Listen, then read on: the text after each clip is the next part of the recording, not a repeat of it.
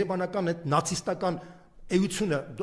երևում է բոլոր հարցերում եւ մեր հարցում եւ Սիրիայի հարցում եւ Ռումինիայի հարցում եւ դուք պատժվելու եք ինչպես որ Գերինգը, Հիտլերը, Հիմլերը պատժվեցին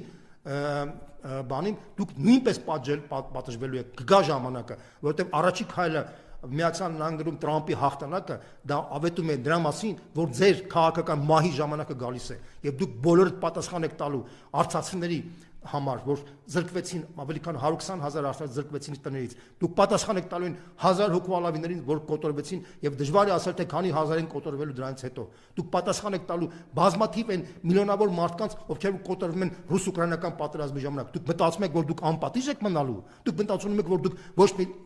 պատիժ չեք ստանալ, դուք չարաչար սխալվում եք։ Կգա ժամանակ այդ ալիքը կգնա եւ Գերմանիա եւ ձեզ կանգնեցնելու են դատարանի առաջ որպես սրիկաներ, որպես հանցագործներ, որպես մարդիկ, որոնք խրախուսում էին երրորդ համաշխարհային